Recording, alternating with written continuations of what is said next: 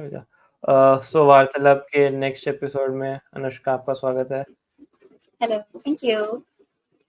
अच्छा, अभी हिंदी में ही करते हैं, कोई इशू नहीं है, बाद में कभी ट्राई कर रहे हैं इंग्लिश में। No, English में ही कर दो. I'm more comfortable in English only. Okay, we can do that also. So, Hmm. tell me, like, how was your childhood? Like, you're right now in Hyderabad, yeah? Yes. No, I'm currently in Noida. I'm in my college, so that's what's going on right now. Yeah, cool. I'm I'm from Hyderabad, but I've been living here because of college and higher studies. Okay, okay. So, like, how was your childhood like? Well, I my entire childhood was basically books. Like I'm not even kidding you. I like since I was a really young child, I was either being read to or reading myself. I've read the entire like from Geronimo Stilton, Dork Diaries, going through the Percy Jackson, Harry Potter phase, and now I'm into I've read a bit of every genre. Take science fiction, take fantasy, take even horror. For some reason I've gone into that too. And I've because I've been reading since so long, it just made sense that I try to write something of my own. Hmm. Yeah, cause like there are many people write and they have different experiences why they wanna write, and like I'll talk about my experience a bit later. But like yeah, you told me you read Geronimo. I was gifted the Subway story. I don't know if you have Yeah, read I think uh, so. a while back, and like I fell in love with the reading concept of graphic novels basically. Yeah, right. And like I consider myself a hardcore reader because I aspire to be. Like I currently have 95-ish books, but Hmm. like I have only read about 60 or 65. Right. I mean, uh, Yeah, I wanna read, and like I respect like you are a hardcore book reader, and it's really awesome to be one.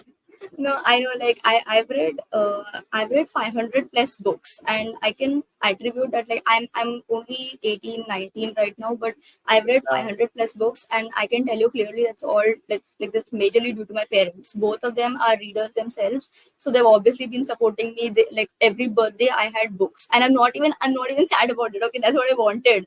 I used to get like thick books, which are like almost unheard of. They won the Pulitzer Prize. They won this prize, that prize. And like I read the Portrait of Dorian Gray, if you've heard of it. It's like a classic book, and I read that at a really young age. Like at 13, 14, I read the Portrait of Dorian Gray, and I'm going to be truthful, it freaked me out a little. But it was slightly creepy for me. But that's just how it happens, right? You read interesting classics at such a young age, and then you kind of like the word meanings and the way sentences are structured just gets into your head by that time. So that's how it works.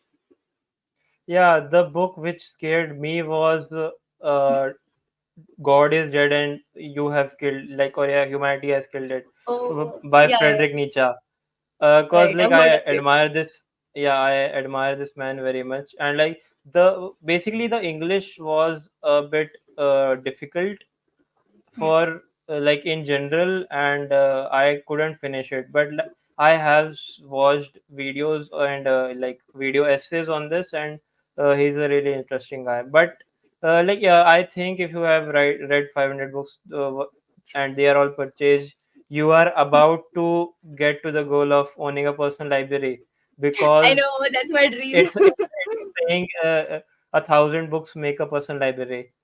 Right, So like exactly. I'm not even like 10% of that. It's okay. So that's the thing about reading, right? The moment you start it, and then if you just keep continuing at it, that's just how compounding works, right? Like heads up, I'm a Yeah, commerce definitely. student slash business student, so that's gonna appear eventually. But like that's how compounding works, right? The moment you start something, it's gonna as long as you keep building on it, it's gonna lead to somewhere. So no matter where you start, you're starting now. I started like ages ago, but that's just how it happens, right? You reach a certain Yeah. point, and you have a lot of knowledge at one point.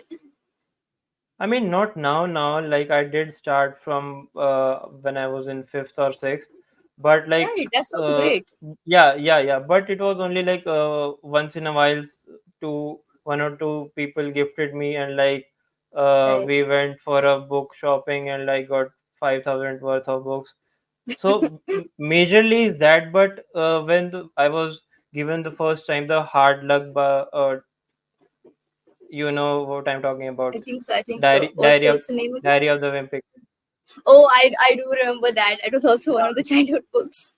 Yeah, due to that I fell in love with the act of reading, because it was Right. like so soothing and you could just imagine what is happening and etc. And like in lockdown I read the Shiva trilogy. And Amazing, beautiful series. My God, I love that. I mean, because the depiction is almost like very, very good. The description of the worlds in which they were is Beautiful. I agree. like uh, how should I describe it? Like rose petals to my imagination. It was that good. Exactly. It just sucks you in, and then you can't, like, you feel like you're living in it. You're just walking through the city and you're seeing Yeah, things around you. It's just described that well. Like, good writing doesn't need you to describe every bit of everything. It leaves you with enough spaces that you fill in the rest yourself. And that works so well. yeah. Cause like while I was reading the Shiva trilogy, it was like I was watching a movie of sorts, and it was Right. again grand because of the fact that it was written so well, and Hmm. secondly because like again imagination does play a good role in it. And I have brought the Ramaya series, the four books, Amazing. Ram, one Sita, more and one more great series to read. Lanka. Yeah, yeah. I am about to start it also. And in Right. the to buy section of my Amazon, I have like around more than 1,000 for sure books. Already. God, Yeah, that's that I one have to one thing buy. of book readers and unending to be read list. Yeah, cause Yeah. like if you look in life, there are many interesting books, and depending on your interest, Hmm. you develop like a taste. And again, if you are not buying it, it is very easy to like make a list. Yeah. So Right, right, that's why right. it's very big. Exactly. Like that's one of the really sad things I think about often. Like, in my free time, I'll just be sitting there thinking, like, I'm never going to be able to read all the books in the world. And I just get sad about it for no reason. Like, I'm Yeah, never going to be able to read everything, because everything is everything. You can't ever complete 100%, can you? Like, I would have 0.0000, like, so many zeros. 1% is what we've completed. yeah, because actually, like again, the Shiva trilogy which I read, it was Hmm. about 1.5 months which I took. And again, it was in lockdown, so I had Right. much time to do it. But Hmm. like they say, you can only read 52 books if you read a book a week. Yeah, yeah, And yeah. Right. again, they tell us to just skim because they are considering the fact that we are reading the not the fictional ones, the self-help ones, and like then we can Hmm. get more benefits. But I think self-help books are not meant as a reading as a leisure activity. The fictional books Hmm. are. Yeah, no, like, the self-help books are for a completely different purpose. Those who want to get help, that is when they actually want to work on themselves with an active thing, right? Like, you want to stay in this world and you want to make yourself better. You want to escape the world. Fictional books is where you go directly, no question. Yeah, exactly, Hmm. exactly. So like, what were the top one book or one or two books which you read in your Okay. early age? And did Early the age. book reading includes like graphic magazines or like the encyclopedias or the things which knowledge based, which I am asking. Right. So, like, okay, so top three books. I don't know what to tell you, but, like, shout out to Thea Sisters, because that had my heart. I have to tell you that, Thea Sisters was just Yeah, the they best. are actually Like, good they are better as than compared. Geronimo Stilton. Low key, Yeah, yeah, I'm yeah. gonna, Same. they are better, aren't they? Like, they have much far better adventures, and they go to places. I was so excited when I think Thea Sisters came to India. Right? I got that book Yeah, and I I was like, guess. I was so, oh, we are roaming around in tuk tuks. I was so happy reading that particular episode and the particular book of that theater. And apart from that, like I was a regular like Panchatantra, and then the Thea Stilton, obviously Dork Diaries. I used to roam around with these kind Yeah. of books, and then there was also one series called Swallows and Amazons. I forgot the author of that, but it's also a classic series. Like it's like very British or American, I think abroad, like really really strong culture, and it's about like a group of four kids, and they go on sailing adventures. Like it's all about boats and sailing and that kind of things. Okay. So that was also one of my favorites. So that's a really good one. People should read it. It got transformed to movie too, if I'm right, recently. Okay. Right. And have you read the famous five and Secret Seven also? Oh, of course. I completely forgot about those. Right, right, right. No, the murder mysteries and the mystery thing entirely are really good. But my favorite is still Agatha Christie, Hercule Poirot, and all of them. Mrs. Marple. They are also at a completely different level. I love them. Yeah, because I have read only two or three again because like I wanna read but I don't get time to read. So yeah, Yeah, just right, one right, or right. two on the series. But like there should be a book service who would give you like weekly books or like you can get them for exchange and like just to complete Uh, books. There right, there right. There should are be. multiple. I think there are a bunch of subscriptions which do that. I'm not sure. Like giveaways and such, they do that, right? I'm not entirely sure about that. Yeah, because it would be like really interesting and like a cool thing to talk about also if you have read the good books, the good series, and the classic ones. Right, right. Yeah, because like Gemino only, it's the universe is very big. They have Hmm. caveman space thing and the dragons thing and Yeah, yeah, like everything. the future one and the normal ones too. So Hmm. like Correct. it's a thing like when I was I don't know in seventh or eighth, Hmm. they gave us a homework to write an essay of 500 words on your Okay. favorite book, Hmm. and also like around 100 to 200 on the author of the book. Right, right, right. And I chose the Germano Stington subway book, and Oh, I wrote wow. about that author, and I genuinely felt like it was something like it was a code name of sorts for a person. Yeah, Until until then, now, I haven't figured out who is the author of Geronimo Stilton. I yeah. genuinely don't know. I am coming on that Yeah. thing. I thought it was a code for a person because I didn't know they churn out many books a year. Right, right. And Yeah. in one of the books of the Wimpy Kid, Hmm. the same exact thing happened to him also. And Okay. then Interesting. then he got to know from his teacher or like his mom, I guess, that there are many agencies which do this so that they can make it interesting. Like they uh, they fabricate an author, and so Oh my God. No. yeah, Gosh. like it was like a meta on many levels for me.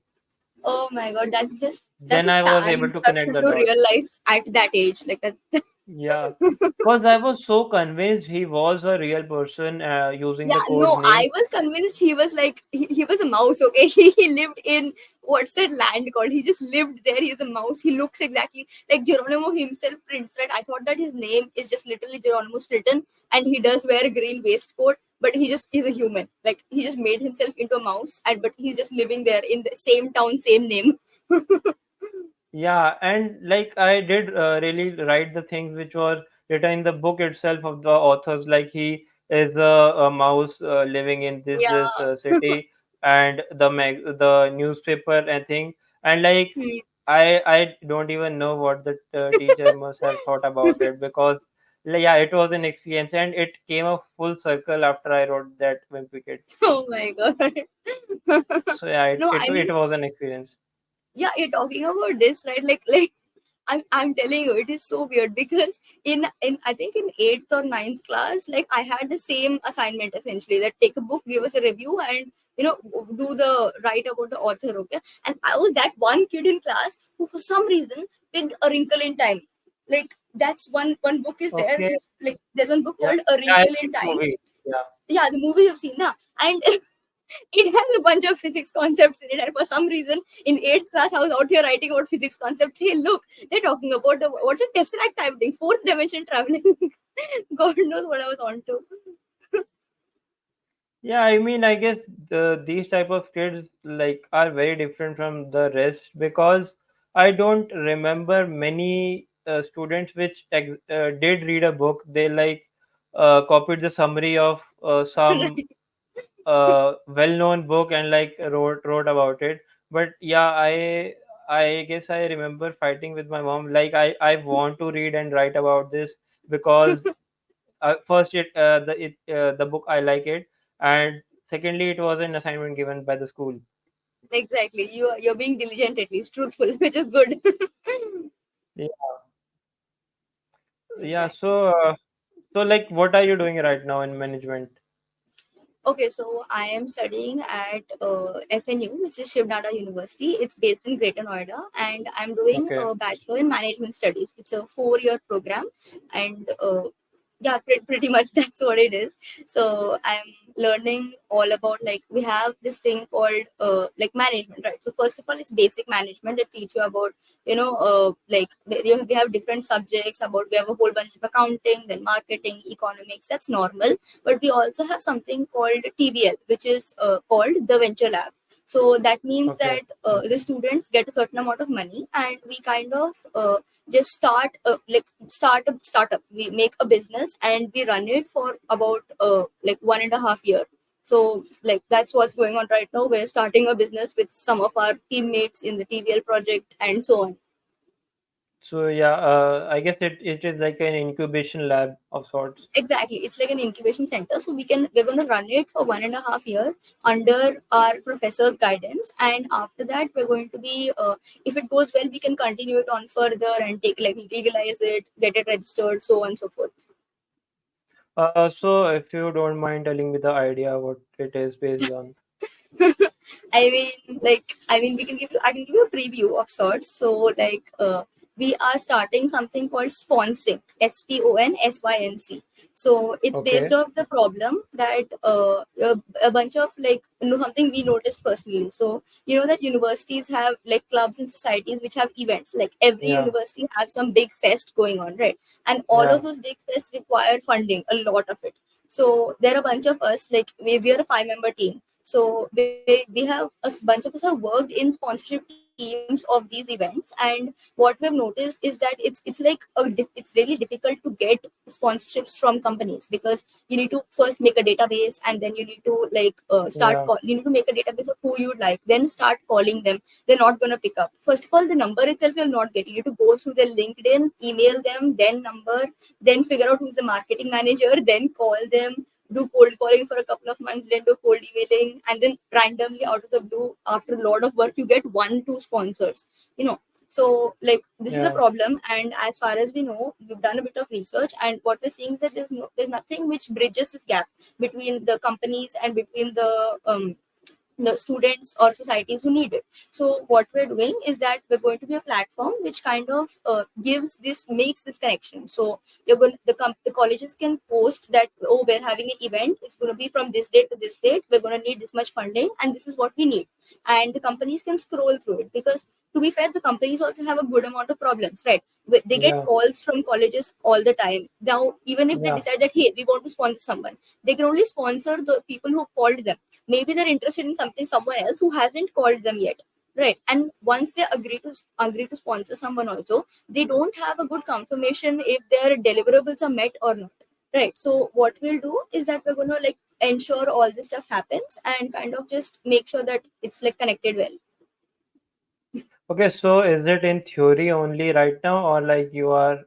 Right. So practicing. currently we're in the starting stages of it. We're still in the planning area, right? So we're just figuring out what's our process, figuring out making our platform. It's still in development. Nothing is out right now. It's only going to be Okay. out like 1 year later. Like assuming everything goes well, we're going to have a pitch, and then we're going to be rated, and so on and so forth. And like 1 year later, we should be up and running. Okay, because if it does work even 1%, like you may already have a client right now. Okay, right. Hope so. Hope so that Yeah, happens. because the club which I am from, the Cosmos, the science club of our Right. college, like Hmm. I am still connected with them. And again, the thing which I am about to create, the project of sort which I wanna like bring out this club from the college premises, Right. uh, will like include many things around these things. Hmm. And again, the college itself will be like, because I know I have been the executive team and like Hmm. the advisory also. I know the challenges which are faced. So, like if it does Exactly. work, Right. So just give me a call. of course, like 1 year later, I'll definitely be calling you that, hey, we're up, come register. Yeah. So the Itihas novel which you are writing right now, tell me a bit Exactly. about that. Like, why did you specifically choose the Indian kind of mythology aspect? Like, was it influenced cause you read a bunch of Panchtantra, or Mhm. like you wanted to pursue it because no one else is doing, or like what was the Right. initial idea about it? Right. So like you can think about it this way. So first of all, like an introduction, Itihas is a novel about it's about the okay, forget that, scratch that. You know how in our history books we know what happened, like we had the Mughal invasion and the British invasion. And that's one point in the timeline. And then we have another Yeah. point in the timeline ages before, like if you know the Yuga system, we have a Yuga system, right? Four Yugas, and we go through Yeah. each. So the Yuga system, we know that the Mahabharata and Ramayana happened along that time, right?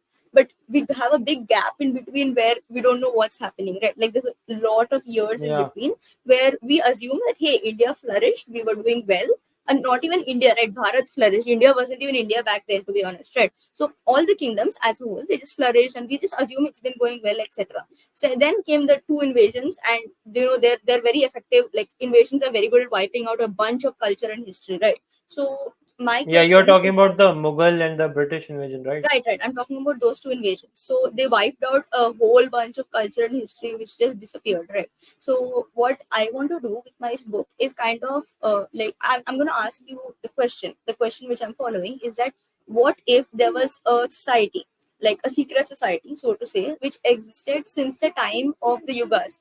It existed and like in Ramayana, in Mahabharata, and it just kept continuing on, and it was the one which kind of it survived both the invasions. It kept on going through both these areas, and it is there until now.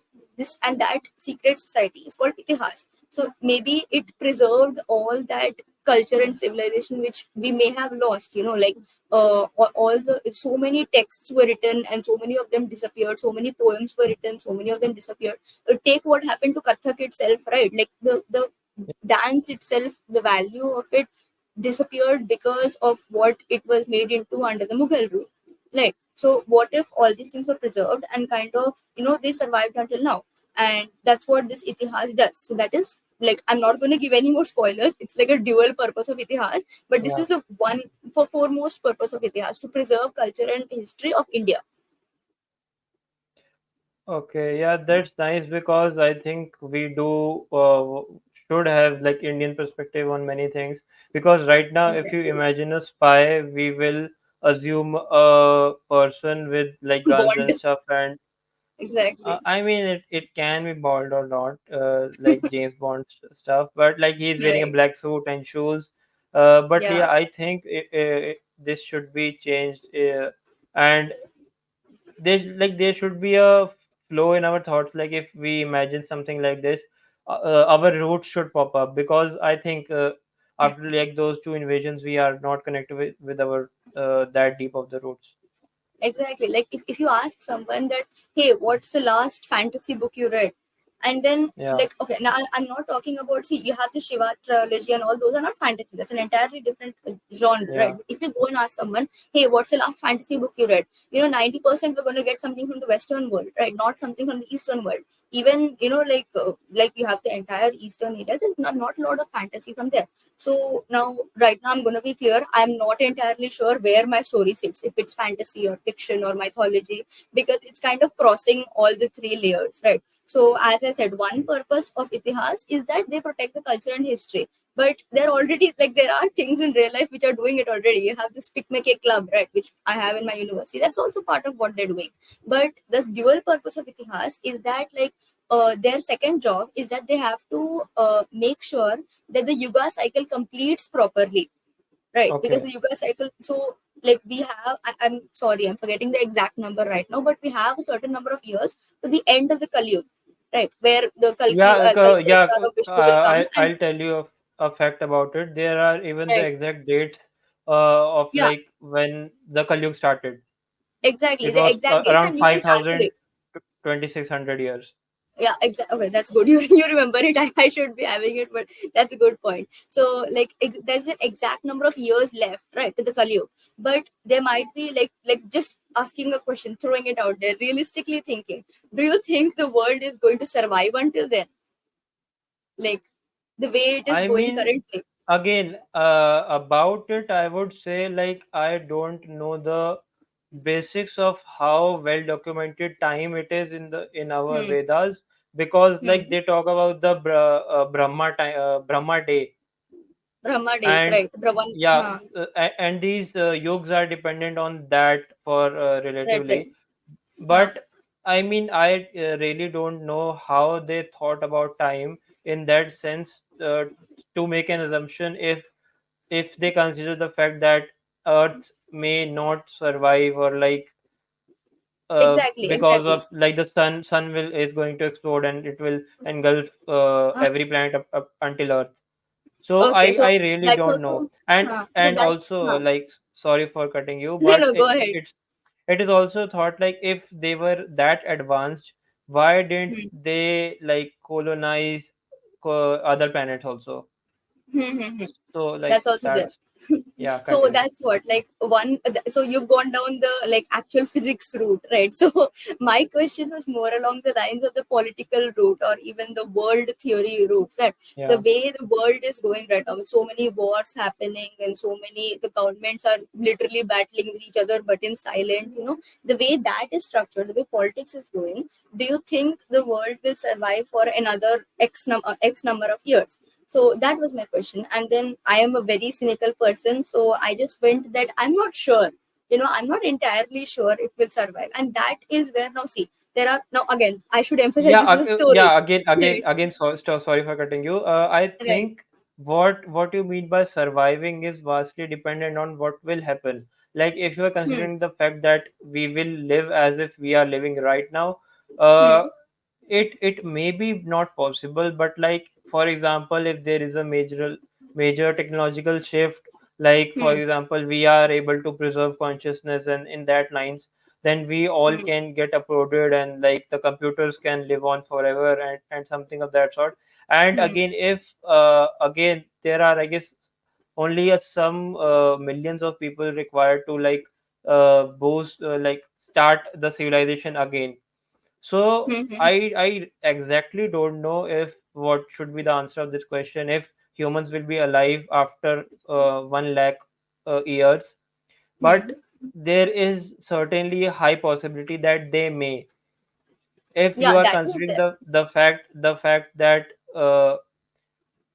like major wars don't wipe off every single person. Hmm. Hmm. Because Hmm. again, like we did invent the nuclear We did bomb, it, but exactly. We did invent a yeah, nuclear bomb. Nothing, no one can tell. but but we are intelligent enough to not, I guess, like use it until now. Right. No, So I I mean, mean, yeah. I cannot say in the future, because there is a decision of one person, like how he will want to shape things in future, and like Hmm. again, it's a butterfly effect. Exactly. So like like I go along a bit more of the cynical route. I'm gonna be honest. So I had Okay. my doubts like very clearly that hey, I really don't think that without any help that the civilization is going to survive until the end of the prescribed number of years, approximately Help one as lakh. It's in? more. What? Help as in? Like what do Yeah, you mean by exactly. help? So the help, exactly. So I just went that hey, I don't think it's gonna happen. So the dual second purpose of Itihas is that they help and they make sure that that our civilization continues until the end of the prescribed yuga time. So in that you have again Okay. you have asuras who are making sure that the end of the Kali Yuga comes quicker, and you have Itihas who is making sure that they don't achieve their goal. You know, Okay. so that's how now Itihas is battling two demons. First of all, Asuras, actual, and then secondly, Okay. humans. Because to be fair, Yeah, in again. my view, Yeah. a bunch of humans together are rather stupid. Like they take a bunch of decisions which may not be the best in right. So they are not only battling Asuras, they're also battling human thought, consciousness, and making sure that we go down the right path and forget the right path, making sure we survive for the correct number of time. You know, because if the Kali Yuga ends before the prescribed end, God knows what will happen. Like, okay, God does know, fun, but also, if it ends before, then we don't know what happens, right? So it's just like that's the idea the story is based on. Again, this is Indian mythology. I have taken a really really watered down, adapted to my version kind of thing. So I know it's not all correct, but again, story has to be made out of something. So like I have to put that out there. I know it's not accurate, I know it's not completely up to date, but it is like something which I've tried to build upon so that we can at least get a world out of that. So I guess it is your first this big project, right? Yeah, Because before yeah, that you were exactly. writing small like stories and like poems. So like Exactly. what So compelled you to write to take on this big of a project? Like why did you do it? right. So like I've already written a bunch of short stories. I'm like an experienced poet. I've written like 70 plus poems and all that. But this story started because I felt like I should do something. Like I got guilty. Let me be frank. I got guilty in a sense that Okay. I've been reading and writing. Everything I write had begun to look very westernized all of a sudden, because that's the Okay. only books I read. I Yeah. read classics, and where are the classics coming from? Right. So whatever I ended up writing, it's still a cool story, I guess. Sure, I've written like a bunch of like what philosophical stories or like a short sci-fi ones, but I've suddenly started realizing that hey, whatever I'm writing, I've not written a single thing which is based off in India, something which happens in India. Whatever I write just happens in a random country out there, France, Paris, somewhere and all. It's a US, UK, but I've not written something like my roots are essentially disappearing, right? And I was a bit guilty, feeling guilty about it. I'm going to be truthful. So I decided that I don't want to do that anymore. I want to I want to write something which shows where I am from, because I am proud of my heritage. I am proud of where I am from. So it is time to do something to prove that, to show, right, that hey, and everyone should know this, right? There are so few people, like a bunch of my age people don't know about the Ramayana, Mahabharata. They just know There broadly are the people. outline. Yeah, surprisingly a lot. Surprisingly a lot. There's a good amount of people who just know the outline, and then none of what happens in between, none of the like it's a, Mahabharata and Ramayana are such stories which are Yeah. huge, and the moment you open them, even a microscopic view, you get more and more tinier stories coming out of them, right? So like though they no, not a lot of them know all of these. So I was like, Mm. this is something which everyone should know about. And if someone is not inclined to read the stories such as Mahabharata and Ramayana, they can still read this as long as you remember India, as long as you remember our culture. India is like Mahabharata and Ramayana are the most easily recognizable stories from India. But there are a lot more, right? There are a lot more which showcase the culture. So I wanted to maybe add to that collection. That's all I wanted to do. I mean, it's really like I should congratulate you because you are conscious enough to like differentiate between your thoughts, which were going more towards the Western aspect. Exactly. Right. Like I mean, I mean, you should get a standing ovation for due to this fact only. Like you were actually conscious, because people like really don't care about many of these things, and it's really refreshing to get to know more people who do think about this, and like who are connected to their roots and genuinely want to like interact in a world where they are more connected with their roots. right, right. I mean, I'm just sad it took me this long to get to it, you know. I mean, or I reading mean, all that I've read, you know, like you are all only these 500, you are only yeah, 19, so you are. that's also there.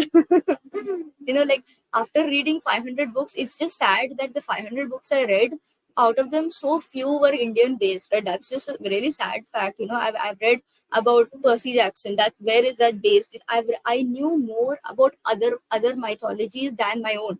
You know, Yeah. like that Percy was Jackson, just I guess, sad. is a Greek, I Yeah, guess. like Greek mythology, Roman mythology, all of Yeah. those, you know, like Egyptian. So I knew more about them than my own. So I felt really ashamed, to be honest. That's not a good place to be. So again, I'm just rereading all the classics. There are tons, there are millions of Indian classics and stories. So still, like it's an ongoing process. I want to just get back to where I'm from. Yeah, this thing is a bit similar to me because like I was learning Hindi and like speaking it till my 10th, Hmm. and like the Hmm. written part like got lost. Like I cannot write really fast in Hindi because I haven't wrote a single word after 10th, apart from some Right. good poems or like I which I copied, and because just to flex my muscles. And Hmm. in the English thing, I do pursue it because like there is a lot of thought which is written in English, so I want to perfect that. But Hmm. the thing which I am polishing right now is again the speaking part of the English language, because it is accessible to many more people. And whenever I try to speak or write Hindi, I am doing it with like keeping in mind using only pure Hindi, and like Hmm. researching about this stuff. And like again, uh, there were many words for the translation of the word conversation, but like I specifically chose Vartalāap because again it Hmm. signifies many of the things which I believe in Exactly. in the translation aspect of it. Right. Right. Right. Because I think most of the people are busy in the tier one to just copy westernized things and to look cool. And Hmm. again, the tier three is just surviving, and I many of them don't have any aspiring goals. And again, the tier two, which is again the middle class, is Hmm. just surviving, that like they only maintain the baseline of their survival, Hmm. because that's why many people don't think about this, apart from the few intellectuals which are vocal about these things in the like the journalist or the media space. Hmm. Right, So but like like one thing, yeah, uh, yeah, yeah, you sorry. continue. One thing I kind of think differently about is that you said that in the tier two and tier three that people don't they're focused on survival more, right? That's what you said. So like In the tier all I 3 want to mostly. yeah, Yeah, like survival, right? But all I want to say is that at least what I believe is that everyone has hopes and ambitions of their own. You know, like every single person wants to be something, wants to become something, wants to get something, now be at a place where they have what they want the most. But whether yeah, they yeah. get it or not, whether they have the abilities to even start on it, that's an entirely different idea, entirely different problem. But I still believe that even people in tier three cities, every single person wants to be somewhere. You know, maybe they want to Yeah, like get a car, maybe they want to get married happily, whatever it is, however it works, everyone has dreams and hopes and ambitions. yeah. The that thought was among the lines that they uh, kind of don't care. Like again, it was a very Hmm. generalized thought, but they don't Right, right. care. Like they want to connect with their roots Ah, like that, consciously. right. Hmm. Because Right. connecting to the roads is like the elites can do it easily because they are have more accessible things. Hmm. So they can actually think about connecting with their roads, because they can get stuff and knowledge Hmm. Hmm. apart Hmm. from the Right. tradition which they do. But Hmm. like the tier 3 only is connected with the roots, with the traditions which they have, which again is a generalized thought, but they don't know the value about those things. Right. Makes sense. Makes sense. But yeah, it's a very different tangent. But Yeah. yeah, again, thinking out loud right now. Yeah. Yeah, so we should, like, do you want to discuss about the characters which you Oh, I mean, have, or like it would be spoilers and you don't I want that? mean, better not give any spoilers. I mean, I did like I have an Instagram page, so like I mean, I started it during the build space. We both were on this thing called build space, right? So that's how we met. And I started the Instagram through the build space, and like it's going on. I can tell you that, but like I'm figuring out how to post content based off of the books, because yeah, there you go, that is it. So I'm like I know nothing about social media. I have to tell you, I'm a very um bad Instagram person. Like I just learned how Instagram works on like on the go. So that's how it happened. But I'm just figuring out, like, if you're writing a book, what do you post, man? Question, just putting it out there. If you're writing a book, what can you post without it being a spoiler? So I'm just like workshopping that, what else can I put it out there, what else can I let people know. So that's like, it's going on that way. But otherwise, like, uh I have a small community of people whom I told them that whoever's interested to get kind of more daily updates on how much I'm writing, what's going on, like a more better view of where the characters are and how the story is Yeah, going. yeah, yeah. I have one small group, and you're a part of it too, right? So that's also Yeah, and there where the I keep posting. main complaint of that group is basically you don't post much about the updates. I know, I'm not sure what to post, man. Genuine point. I need someone to help me. Like, what do you post about a book I where it mean, isn't just an entire spoiler? you can just tell us about how much you wrote recently, or like the Right, words, right. number of the words. Like it will show progress, and like we would connect Yeah, that on it. probably I can do. Like, even I'm not sure what to do with the Instagram page itself, right? Like, I am thinking that I can start like putting out like maybe explain the universe in which the entire Itihas story takes place. I can start giving out information about that. And like Yeah, one thing which I have, along the right? lines which I read it somewhere, like Hmm. if you want to put out content based on the book you are writing, Hmm. you only put out the world which is not shown in the book, so that there aren't any Ah, spoilers, and that it they is get an imagination. engaging, and yeah, people Right, right. understand it more. Right. So I can start working on that. I'm still figuring, bro. I literally learned how to edit a video like 1 month Yeah, ago. I'm very bad with technology, so that's just going on very slowly. yeah, again, it's a journey for you and us as well. Like Yeah. you would start it. I guess we should do like intro of the three characters which you have posted. The first one Right, is right. Avni. You can Exactly. like, Meet Abdi.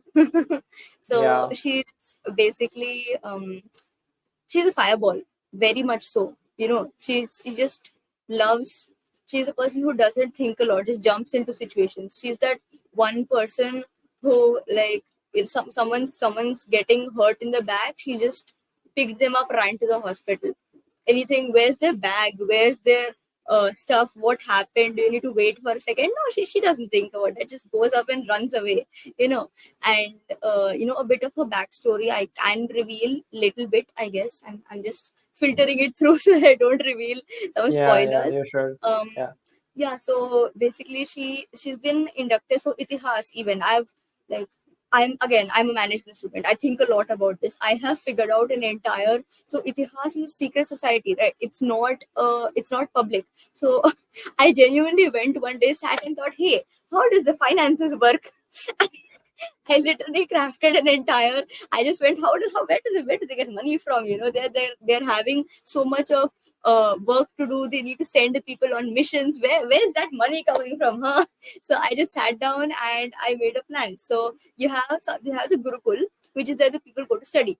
So it's like, Okay. again, like imagine the Indian Hogwarts. Again, there I go getting Western, but I don't really have another option to describe it at the current. But imagine the Indian Hogwarts where they teach you the normal stuff, whatever we learn. CBSE, okay, don't judge me on this. I was a CBSE kid, but just they take the CBSE normal curriculum, and maybe you add in that they learn all the classical art. Someone that every student who is there, they have to learn a classical art or dance form of some kind or an instrument, and then like once they do that, like they go through the schooling system. That's a pretty normal thing. But whoever does well in the schooling system, they can be chosen and inducted into Itihas. So that's how I planned that out. And like honestly, I doubt the financial structure is going to be very interesting to anybody out there, you know. But we can just skip over that. So Avni also, she is the daughter of the head of the Itihas, and Okay. so that's why she's one of the strongest characters in the entire series, because she's been trained since birth. Again, the by Yeah. trained here, I mean that they have like the people who study at Itihas, who are in Itihas, they are the ones who have been trained in Indian martial arts. Like you have Yeah, something I, called I guess Mardani like the Khel. RSS which we have Yeah, right now. sure. Exactly. So you have like Mardani Khel, you have Kalari Payat. There's like those are martial arts, right? So because Okay. she's been trained since she was born, she's one of the strongest characters in the series and the most impulsive. So good luck to her. Okay, one thing I wanna ask about is that do you plan the characters and then write the story around it, or do you write the story and let it reveal the character or the character arc of the Hmm. character, or like they both go hand in hand? Exactly. That's a really good question. Because both of those lead to two different outcomes. If you have a at least I'm a reader myself, so I'm telling my perspective is that if Yeah. there is a really really good story and a really good plot, I will definitely be interested to read it. But if the characters are not interesting enough to pull me along, I'll be reading it like, oh my god, this is the plot twist. But I really don't care that the character died. Okay, I mean, sure, it's an interesting plot twist, but oh, he died. Okay, like I'm not that interested, right? So what works for me is that if my characters have enough life to pull the story along with them, Okay. so again, I've made my characters first. That's literally the first thing I did. I have four main characters and one main villain, and those five are the ones which just pull the story along. So everything is centered about them, and I have like figured out literally everything about them. They're some of my best friends, if you can say now, right? I can tell you what they like, what they hate, what they think about in the middle of the night, and they are the ones. The story revolves around them. As for the way I've written it, story revolves around them. So it's at this point where I'm not even writing the story. They are just running along in their head, in their world, and I'm just like, oh, Avni, you did this? Okay, I'm just gonna write it down now. That's how it's going. Yeah, cause like I think it is superior to write the characters first, but Hmm. the thing which I am currently building right now, the sci-fi project which I told you about, Hmm. basically, what how I am approaching it is, I have a name and a basic idea of what the character is like, and Hmm. I am trying to write some short stories around it so that I do also get a general sense of how will the character behave, because Hmm. again I am not mostly a pantser. I am a pantser, not a plotter, so that's why. So like Hmm. the short stories will reveal how well, like how is the arc Yeah. of the character, and I am like trying to include some of the short instances of someone else's life, or the things which are like deep, so that I Hmm. can get a like a good character out of it. Right, right, right. Yeah, no, that's also a really interesting way to approach a project, right? Like as I said, Yeah. both will lead to two different outcomes. So again, even if this plot twist is good, I will still be 100% shocked at the plot twist. You know. So if like again the story how it goes, if the story is structured in such a way, I'll still go like, oh my god, that's I didn't think of that. Like in a bunch of Agatha Christie novels, I don't understand characters very well. I only get Poirot because he's been there so long, right? But in Agatha Christie novels, the characters are not as important as the story, right? Because you wonder, hey, who did the murder? Who did that? How did that happen? Was he here? I don't know enough about the character to tell you if they were Yeah. there, or if would is there such a thing that they would do. But I do know that as per the story is progressing, it does seem likely. So both ways work. Both methods will give you a really interesting outcome, and that's a good experiment to try as well. Yeah, because I guess it will be more lively to do it. And again, Hmm. the difference between like how I approach them, because after a Hmm. while, like of practicing it very much, I'll Hmm. maybe have 50 of the very good short stories. But uh, if the character is same and like if he behaves the same, like I can easily weave all those together and I get a novel. Right, that too. That works. That's a really interesting idea to pursue. Actually, if that works. I mean, I have not tried it, but yeah, it's No, do interesting go to look ahead. at. I want to find out. I want to find out how that goes. Yeah, because like I am randomly just thinking about it, and like stuff comes out of nowhere on the topic which the Hmm. short story should be, and like I know Hmm. the character, how it will behave, and like Hmm. it's really interesting to watch like how it will progress if I will have an actual book, a complete project on this. Right, Like right, right. I will be myself surprised. Keep at it, man. I It'll really think happen. so. Yeah. So that's for the Hmm. second character Yeah. is Okay. So Ekadyu. Am I Ekadyu pronouncing Patel. it right? Okay. That's perfect. Just call him Adyu. Like this guy has been. I've been thinking about one very weird small question for such a long time. Is that when can I go from Ekadyu to just Adyu? In the when does a nickname set like this is such the kind of random things that pop into my head, right? Like because his name is Ekadyu and the characters I they mean, you can you make people use the nickname hmm, in the dialogues, but you can write like said Ekadyu the full name. right. Yeah, in the Yeah, story that's you also can there. write the full name. So Yeah, in that the story. and like gradually you can only write Ekadyu or Yeah, again it's up to like you. even his introduction with the rest of the characters is a bit rocky. So like he's the main protagonist of the story, and everything Okay. just happens to him. He's just a normal guy sitting there, and then everything just happens to him, and he just goes through it with a very very sad face. He just wants to go back to his life. Like he's the kind of person that he's okay with his life. He's shit at math. Okay, same as me. I'm horrible with math. He's just horrible at math and just fails a math paper, goes home and gets kidnapped. I'm So interested to see how your finances will pan out. don't ask. Don't ask. I'm way better at eco. I don't know how, but like stats Okay. any day over math. you know so like that, it just everything just happens to him in the story, and the guy is just sitting there wondering that, hey, when can I get back home? He's a homebody.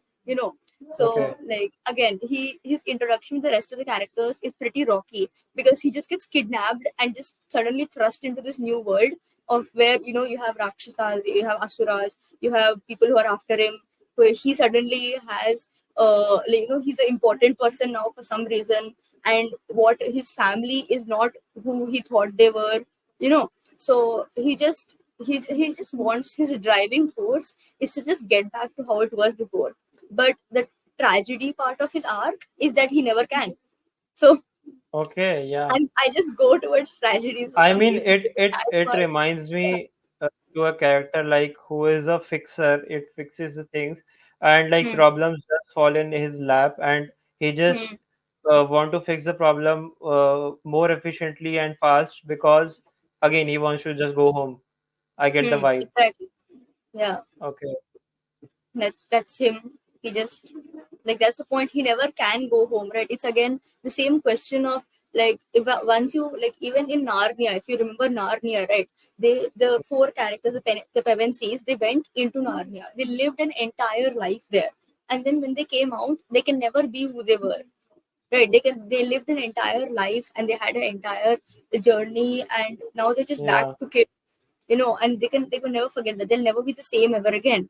So like one tragedy, I just put it in there. Okay. Yes, this is Uh, Kiran jumps in so palm. you haven't like written much about it, right? Because the snippets which you gave earlier, Hmm. it Hmm. only had two of the main characters and one other character, and he wasn't Exactly. there, I guess. Yeah. Yeah, so Okay. like these people are introduced a bit later. So like I've made the story where they meet each other, right? So like this Ikadyu meets Avni first, and Ikadyu meets Avni and Kiran first, and then those three of them meet Medha, who is one more character yet to be introduced. So so she's also there. So like anyway, about Kiran, at least he's like an engineering student. Does that make sense? Does Okay. that explain his personality? I mean, I have a I bunch of mean, engineering friends, so like just throwing it out there, hope no one gets offended, you know.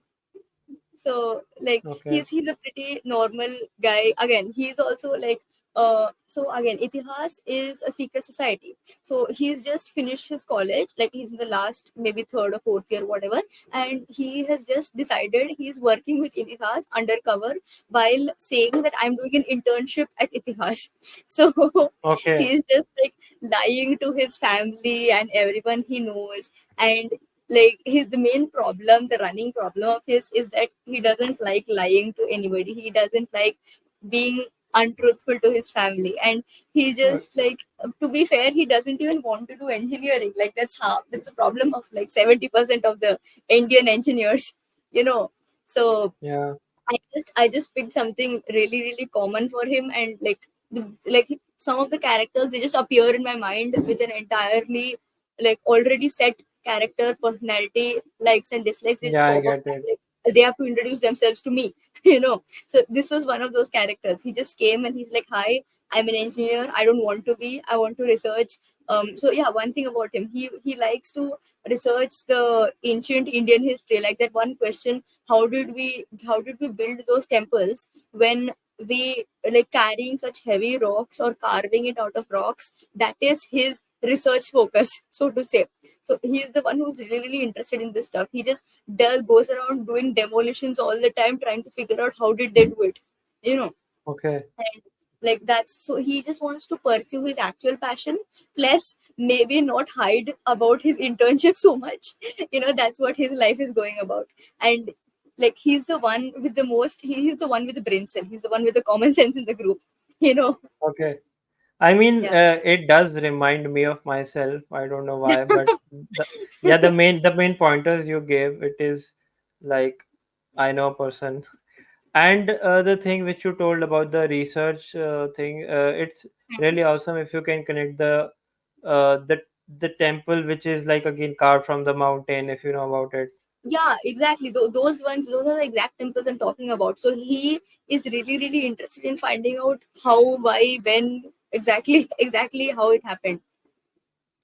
Yeah, it would be really interesting to like see actually the facts, because that temple is has appeared in the History Channel, which became the Hmm. ancient aliens, because Yeah, like right, right. aliens carved it out of lasers Hmm. and etc and whatnot. Something and all. Hmm. But yeah, it would be interesting to like include the facts. And one more, if you can include, Hmm. uh, it would be really awesome. Like, the Nalanda University, it burned down. Oh yeah, yeah, of course. Yeah, I know about that. Yeah, again the dates could be off, but you can uh do it maybe, because I guess the time period in which it was burned down was in the Mughals. Correct, correct. So like Yeah, you can show some part of your itihas, the organization which is yeah, a responsible part of for it which archiving. operated. No, Yeah, no, yeah, no. yeah.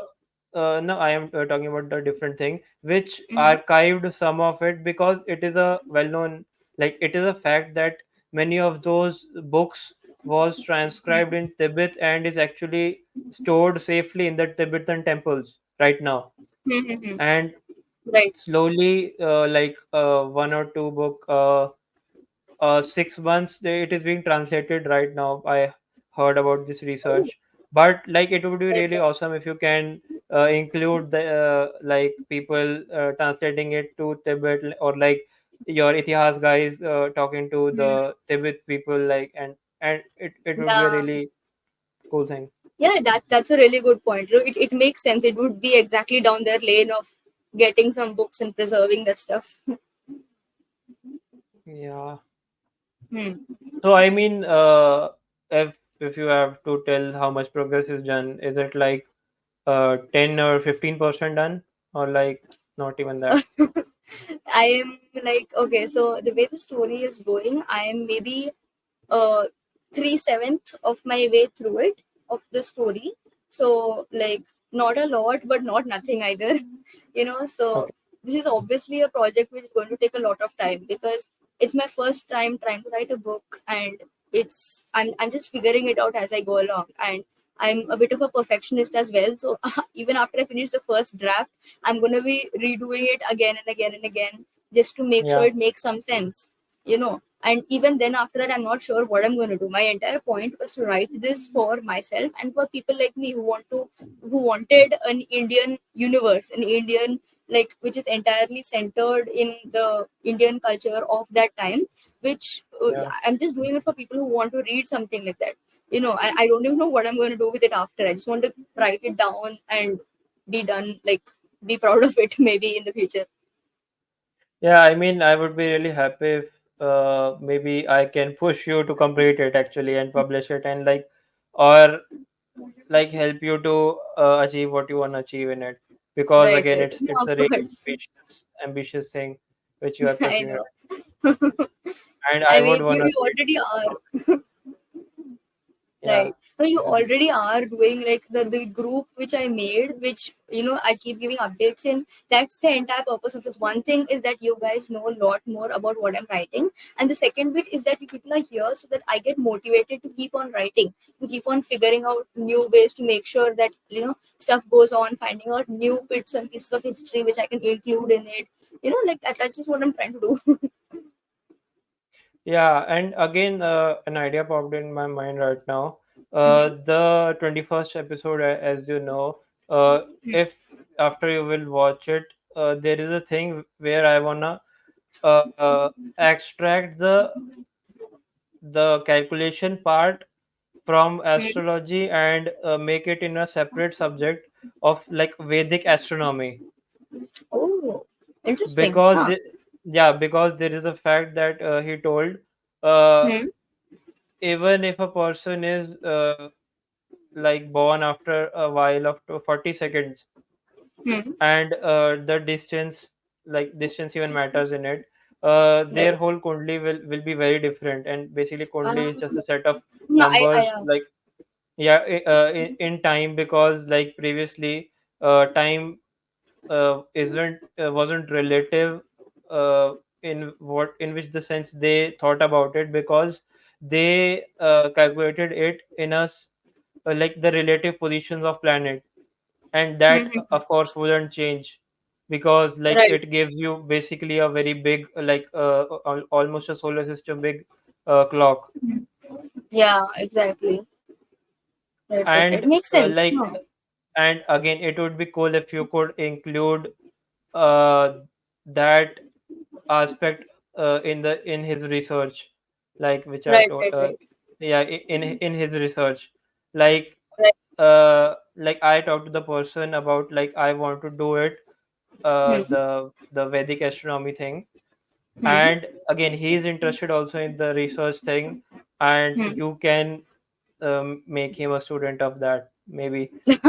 Of course, of course. I would also like to go and learn under him, about it, because it's definitely an interesting concept. The entire astronomy, and especially the kundli which is made, that is like specific to every different person. Right, and that's a really an interesting concept because they can predict where the planets were exactly at the time you were born, which is just a super cool thing. I don't even know about how it affects us. I'm just saying on No, the no, no. surface it is Yeah, yeah, amazing. yeah. There are things because like basically if you strip down everything, it is just maths. Huh, And right, right. basically when you were born in the English calendar and the time and the place, they will Hmm, give you the coordinates or like the relative position of planets of that particular area and that time, and it will be hmm, your kundli. And the thing is they have a lot of data points basically of how things pan out if like Saturn is here and then here and then here. hmm. And uh, and based on that these data points they predict how your life may happen or like what your phases of life will be. Right, right. So like I asked him explicitly, and Hmm, it was confirmed that they don't predict anything. hmm, Astrology is basically Vedic astronomy, but again it hmm. is the how part is very much like diluted right now, which I want to Yeah. again revive because it is Hmm, very interesting. And right. the why part, like what we can do if the Shani is in our this house, that house, because it Hmm, means bad omen maybe. That thing is just only on the surface right now because hmm. again people don't have when they don't have a like solid proof of something, they want to believe in supernatural. And then Yeah. there's these predictions give them a hope of maybe the things will pan out this way. So Hmm, I want to strip the useless part of the data points and just hmm. learn about the thing, Maths and it part will of be it. awesome if Right. he also does this research. Yeah, yeah, definitely. It's a really amazing research topic to go for also, right? I'm also already interested. Yeah, also because like again I talked about it in the that previous topic, but in the lockdown when I used to sit on my terrace, it Hmm, was I guess thirdish floor. Then I used hmm, to look sun every time it set in hmm, the sunset, hmm. and like I used to calculate the relative position on the, because the sun shifts in winters and then it Yeah, goes it just like goes. sideways. Yeah. Yeah, yeah, Hmm. you know that. And like I calculated the angle with the whole parallax method with hands, Wow. and I didn't like see the what my answers were because I was just calculating again based on Right, right. observations, and Hmm. some angle of 1 point something degrees came. Huh. And it was not something which was taught to me. I just did because I know some things and like I connected the dot. Yeah, that's why I'm very much interested in this Vedic astronomy, Right, because right. again it's so precise, because he Hmm. said your kundli cannot be same even after 120 crore years or something. It was something like Huh. that. Right, right, right. Amazing idea and topic. Yeah. So I guess that's enough about your book. I guess you should ask Right. those questions which you were gonna ask. Right. Exactly. So like I gave you a bit of my book to read, right? And like Yeah. I mean I very short bit of it, and I purposefully gave very disconnected parts of it to a bunch of people who were in that group just to understand, so that you'll not focus on the story as much, you'll focus on the writing style, because I need help. Yeah. Like again, I'm just learning how to write myself, right? So I had a bunch of questions about that just to see if you can answer that. So the first question, which is like important, is that do you prefer stories that stick to the traditional myths, or those which take creative liberties, so to say, which go a little bit on their own just to make sure that the story itself like is interesting? I mean, you need to elaborate on that because what I can sense, based on what I can sense from your question, I would answer both of the things, balance of both. But I Hmm. guess you should elaborate on it, on the question Right. itself. I mean, more like it would mean that do you want everything to be exact and to the point, or is it okay if it goes a little bit up and down so the story can fit itself into the, because if I write it, some facts are going to turn out to be untrue, some facts are going to be like, hey, this is not what's actually true, and there are a bunch of people who's gonna like go and rebel all about it. Hey, you wrote wrong mythology, you wrote false stuff, so which of those do you think would be better? I mean, again, now I would like.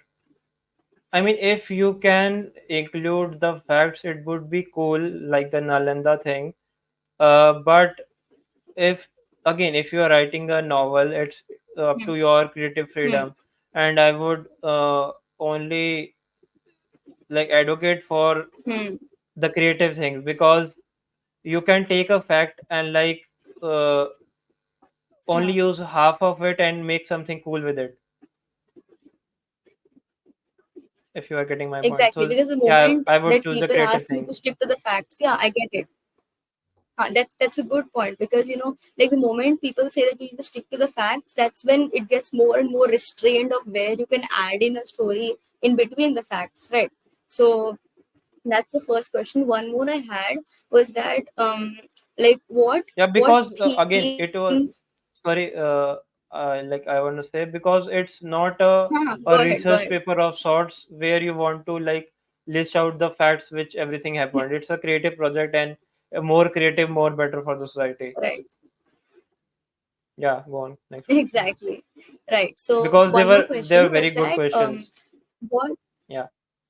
now so the other one which I had was that what themes do you think are completely essential in a story which goes on writing about Indian mythology, Indian history?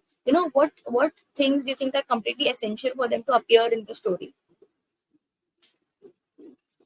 I mean, for example, if you are making a story based on Ramayana, Hmm. uh, if you want to keep it traditional of sorts, you should include the main character being a king, and Hmm. then his near and dear one was abducted by Hmm. Hmm. uh, some person from a like an island of sorts, and like he gathered Right. his Right. army, and like the basic concepts which from which we can identify it's a reference to it, like that can be Hmm. kept.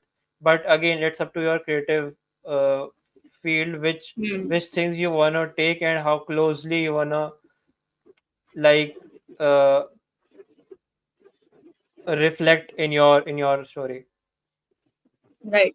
Yeah, makes sense. So, like one more, the biggest question what I have, it's more of like it's a very divided vote. I've asked so many people, and I still don't have like a proper answer. Is that do people like tragedies or happy endings? Like what works? Okay, yeah, about it, I would like include another thing like stability, or Hmm. like if a story is starting from a depressed person and ending with a depressed person, basically the arc of the story is flat and like Hmm. very Hmm. low. Is it something that people will read? Again, No, that of course what not. Yeah. yeah, because writing a story is in some sense what you want to make the other person feel.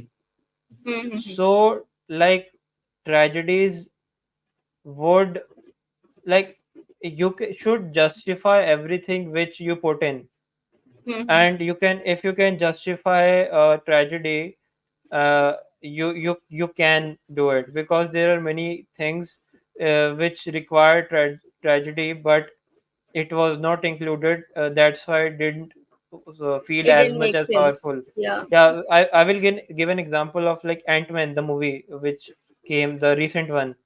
I don't know Hmm. if you have seen or not. Hmm. Basically, it was rumored that Hmm. the Ant-Man, the I don't remember the name, but he will die. And after I saw Hmm. the movie, I think it was really like kind of cheap for the creators. Like again, it is their creative choice, but it would have been more powerful, because it there was a concept to like pass on the legacy.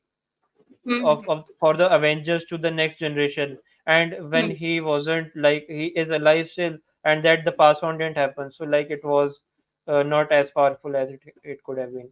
Right, right. So again, Yeah. if I have to choose between happy and or tragedies, I would choose maybe tragedy, because uh, as a reader, tragedies are more, I mean, to me, as like, they are more interesting, Right, right. Exactly. because So mostly stories are happy endings, yeah, some and like there are mostly good amount of childhood stories are stories. also Huh. happy. Exactly. So Yeah, most of them are happy endings, right? But like even tragedies don't mean that it starts bad and ends bad. It means that it start bad, things go up and down to such a point that you care about the character, and then it just falls flat in such a way that you feel the point of a tragedy, that if at the end you feel bad, you feel for the character, then that means a tragedy has been pulled off successfully, so to say. yeah, yeah. Right. But the thing which I was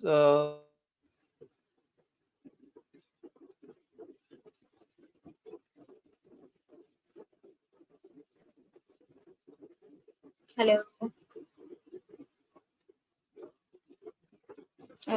Your video is frozen, I think.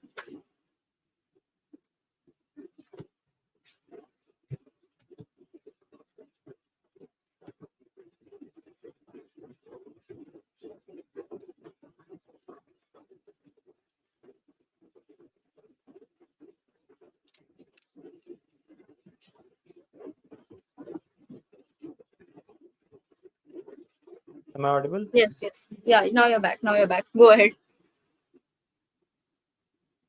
Yeah, so basically, what I was saying, that when I was writing the first book, it was Hmm. basically a story in which the main character didn't do much, because it was Hmm. only a segment of an year.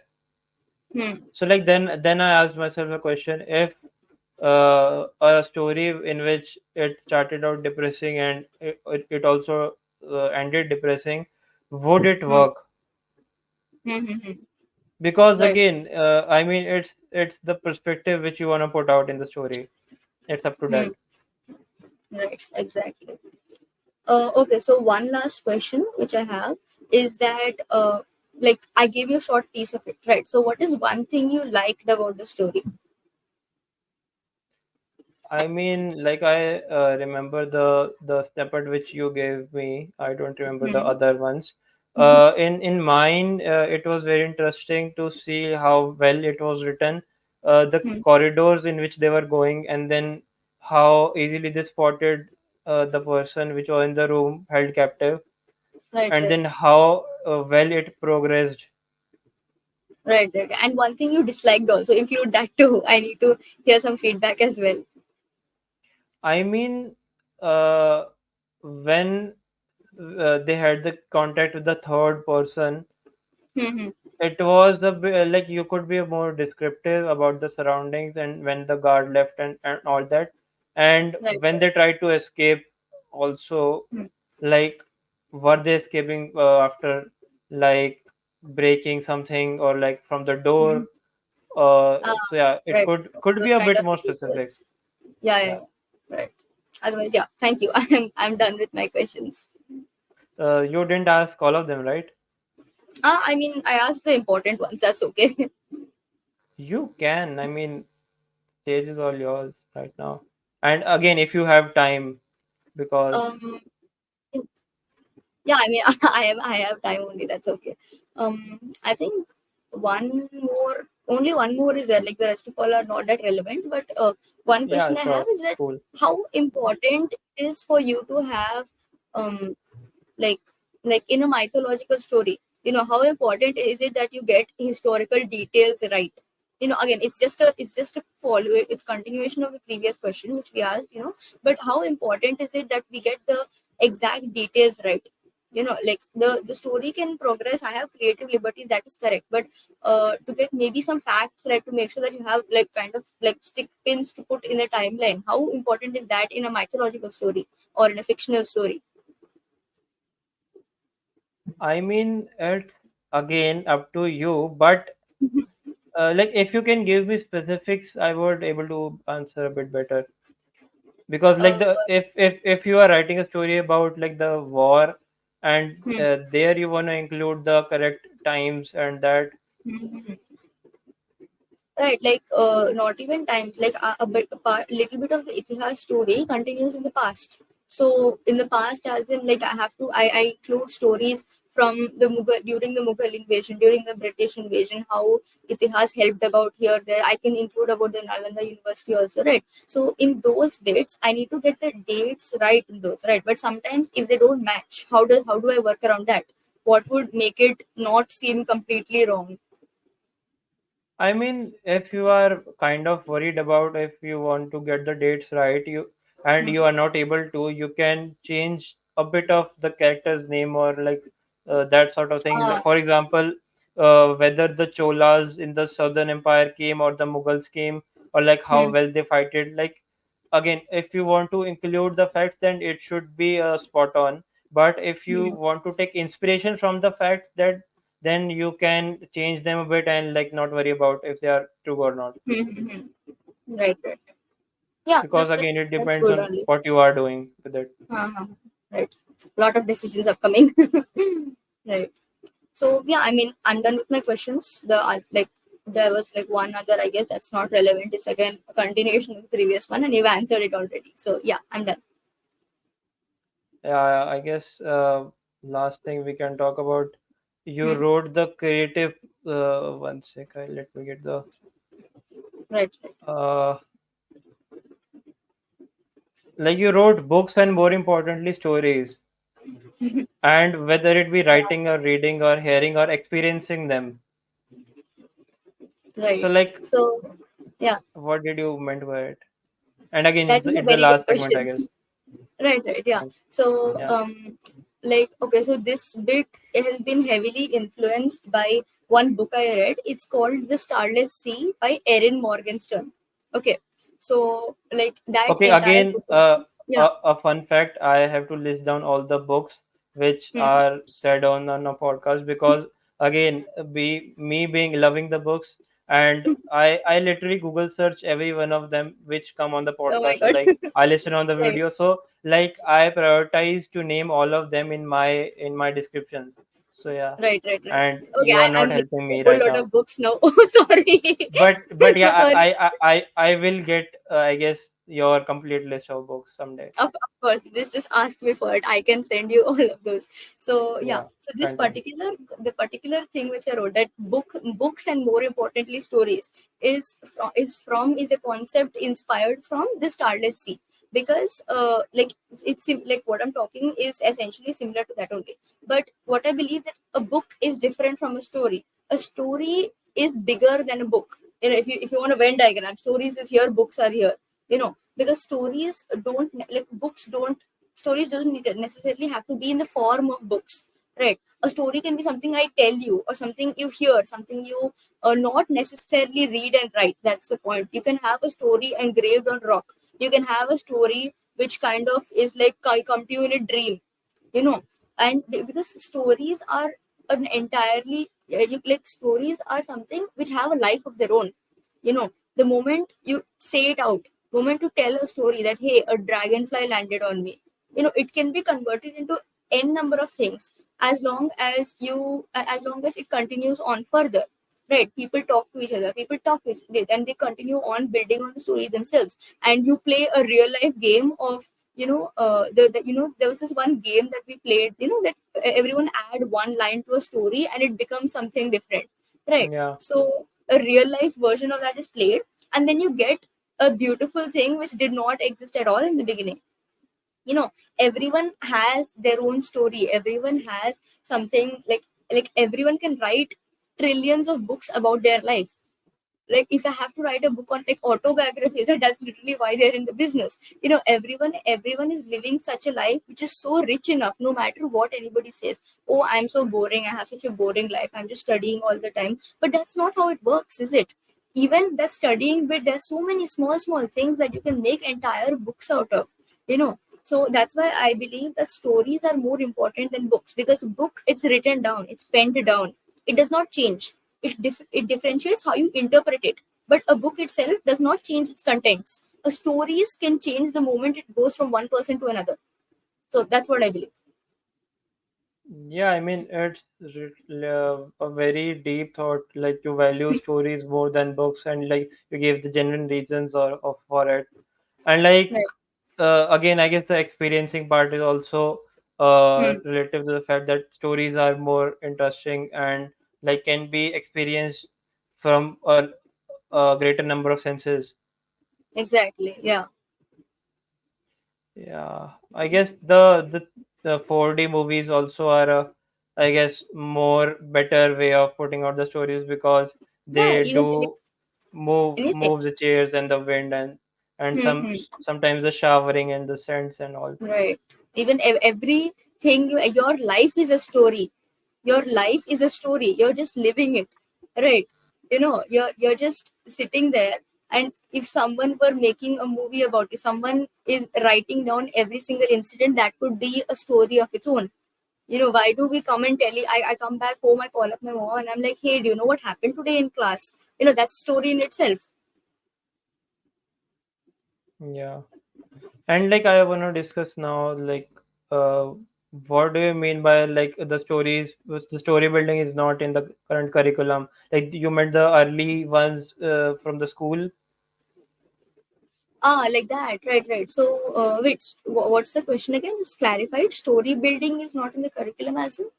Yeah, yeah. To the top, to you wrote story building, comma Indian epics and history, and the lack of the same in current curriculum. So by the same, I guess you Oh, right. meant the story building part.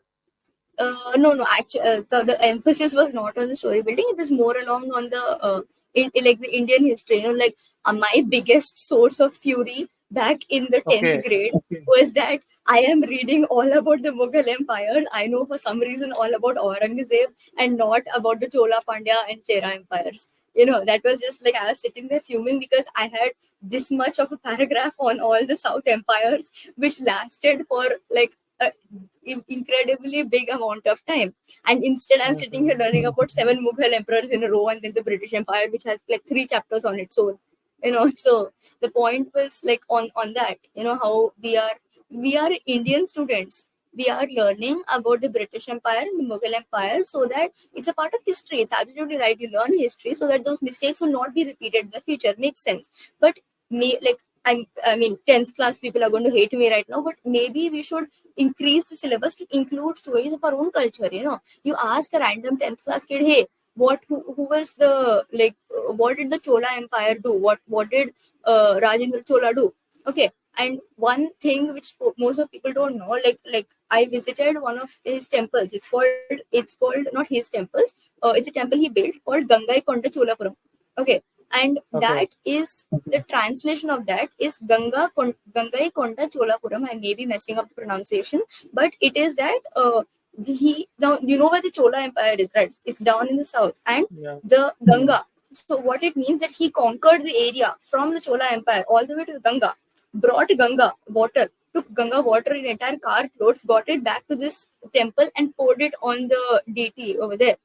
That's a huge area. That's an entire area. And why are we learning about Mughals in the middle of all this?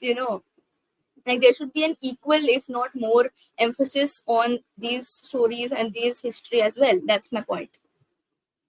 Yeah, I get you. I guess the main the history aspect in our like uh, till 10th classes, it's Hmm. basically the ones which we like. It is very fragmented because Hmm. once we are reading about the French Revolution, then we are Yeah. reading about the American thing, then there Hmm. is somewhere a bit of the like Germany. yeah, Germany maybe, and the Britishers era, or like Hmm. Mughal Empire. And Hmm. what I think the history can be like basically inner and outer. Inner basically includes all of the like Our they own. say Yeah. Hindu Rashtra and all of the India, and the Hmm. outside can be international. And I Hmm. think in till the 12th class they should focus on the uh, more of the Indian aspect of history, Hmm. and that too can be kind of divided into the two aspects, like the the history aspect, which was kind of commonly known, again the Right. kingdom periods and the Mughals and the Mm-hmm. Britishers, and up till the after the independence, and it should also include the everything which happened in politics or a country as a whole. But again, it would be like I guess another subject, but it should include the historical aspects of India after independence also.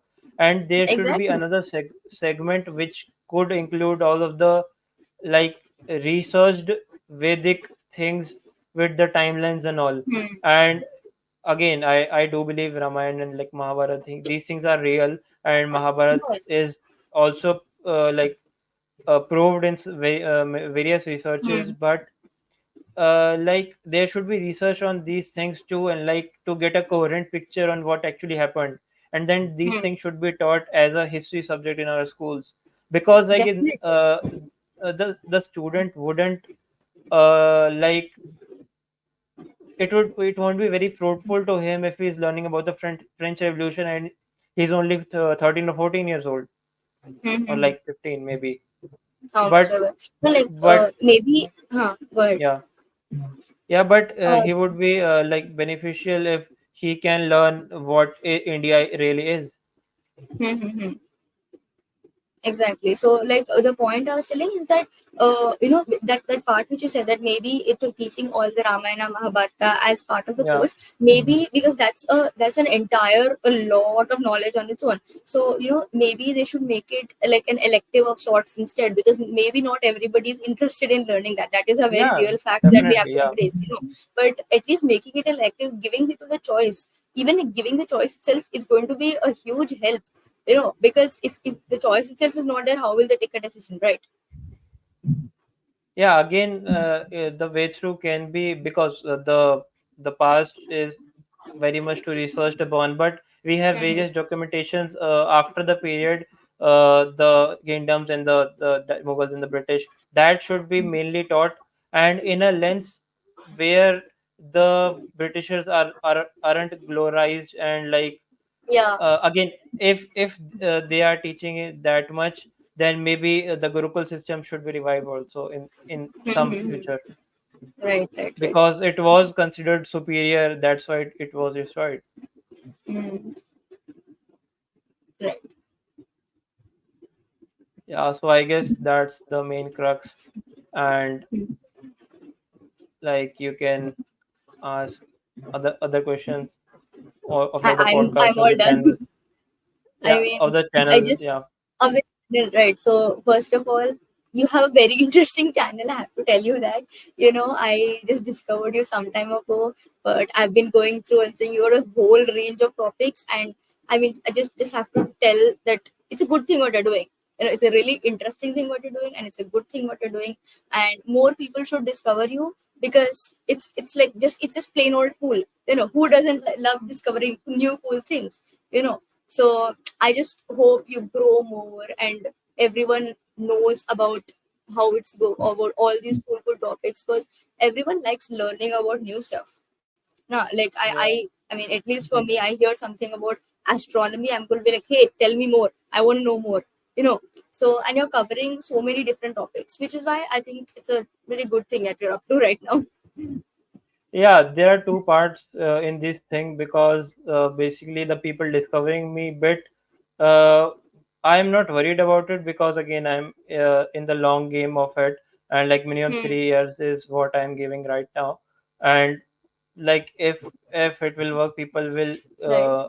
like discover me, and it's not a really a concern. And the second part is the art of Hmm. maybe podcasting and how well it can be shared, like the thoughts and all. And like I Right. was recently like watching a video on it. It was very Hmm. inspirational of sorts, titled the Hmm. art of podcasting. And he was basically telling how well should be like because people are doing 8-hour podcast also. Oh wow. And in My the god. beginning I thought they aren't like very engaging, but when Hmm. I got to know his idea, because he one sec, I have written it down. He basically said if you are doing a 5-minute podcast of a book writer, you should Hmm. just know the book summary from the book itself, which is written in the back. Right, And right, if you exactly. are doing a 30-minute talk with him, you can like get a chat gpt version of the book summary. Mm-hmm. And if you are doing a 1 hour reading, like 1 hour talking with the author, you should like read the book. You have should read the book and like ask intelligent question based on it. Yeah, read And it again, yourself. Exactly. if you are doing an 8 hour or like anything after 3 or 4 hour long, you Mm. should have read every book Of the on that author. person, Right. like, yeah. And Mm. like you should also have a deep interest in his life. And like I Mm. guess maybe this podcast will someday like doing these type of things in an art form, Mm. maybe. So Exactly. yeah. No, that's a really good goal to aim to, and it'll be interesting to watch it happen. Right. Yeah, so I guess we can end it, and I won't like disturb you for a while now because we are college and all. No, it's okay. I may just like give it 3 more weeks. I'll be done with my mid sims. Yeah. And like there is a last question from you. Hmm. Like I have told you about the book, The Terribly Tiny Tales. Have you read it? Some Right. of Yeah. them? Yeah. Yeah. I read a few of those. Yeah. Yeah. So how do you think? Like what's the idea behind it? Like how inspirational kind of it is? Because like Hmm. again, I remember I was like thinking about the length of the story itself, and I Mm-hmm. was reading the On Writing memoir by Stephen King, and like I Mm-hmm. have told you about it also. Hmm. When I slept, I had a dream in which Stephen King himself came and told me like the best, like the most influential story would be of story of one word. Yeah. And yeah, the next day I went to a bookstore and like I found this book. Terribly tiny tales. Yeah, or and like these stories are really they only take a split second to change something in you Hmm. and make you feel something. So like it was very powerful. So what do you think about it? Yeah. No, I mean less is more. Like in a very short way, less is more. The moment like stories which are so written in lesser words leaves you more to the imagination, leaves you to feel more. So the moment you cut out all these extra descriptions, it makes you to focus on the thing which matters the most. And that itself is an art of cutting out what is not necessary and leaving in what makes the person feel, what makes a person react. So even as a aspiring writer, author myself, it is like you just feel like I just want to write, I want to write and write and write, and then it just comes out something incredibly long, and it Yeah, makes sense. Sure, it's descriptive maybe, but again, that's what you have to do, right? You have to learn how to cut it out, how to reduce the length of it in such a way that you leave in the bits which make the reader focus on the feelings, on the thoughts, on the stuff which changes, which makes you realize philosophical things, which makes you realize that hey, uh, it's going to be okay, it's going to be different, you're going to be fine. Like I tend to base most of my stories, they end up in a philosophical concept for some reason. But yeah. what they do, stories at the end of the day should change something in you by the time you finish reading them, as you said. So the lesser it is, the more the impact of the words hits you. That's what I believe. Yeah, because like right now I thought of a story basically. Hmm. The doctor or the lawyer said she died in a car crash. I mean, Hmm. this snippet can also be very powerful if you think about it. Exactly, right. Yeah, I mean, that's she right can there. be anything to a mother, to a sister, to a wife, Hmm. anything, or to a daughter also, maybe. Hmm. But she's But remembered as a lawyer. no, no, no. She said, no, Ah. the lawyer said Oh, uh, okay, okay, okay, right, right, right. she Ah. died in a car crash. Ah. Basically, this is a story. Right, right, right. So, That's like also. her lawyer said that. Mm-hmm. to maybe someone who she was dear to. Mm-hmm. Exactly. The shortest words are the ones which hit the most. Yeah, I mean, like another one of them, Hmm. like maybe two lovers were there. Hmm. Basically like the context which I am telling you. The two Hmm. lovers were there, and one of the girlfriend basically left the Hmm. city, and like it was again a kind of Romeo and Juliet type of situation, Hmm. Hmm. and he was expecting a letter from her, Hmm. and when he saw the letter, it was only written by with a teardrop. Oh, yeah. Okay, I get it. Right, right, right. Yeah, this is also like, yeah, like it's stuff like this which hits the most, right? Even Yeah. even make it even more even more more tragedy. Add it in. What letter? She said she sent it. What letter? He never received No, it. no, no. I am just giving the context on one of the ideation of the theory, but just Ah, that right, the letter said by, right. and that's it. Right. Bye. That's it. Oh, And so I sad. mean in the brackets we can write with the tier like or something like that. Hmm. Right. But yeah, That is, yeah. Gosh. yeah. I guess we should end it, and because it's again 1 hour 40 minutes. Right. Okay, cool. I'll just end it 1 6. Okay. Thanks everyone. Right. Thank you so much for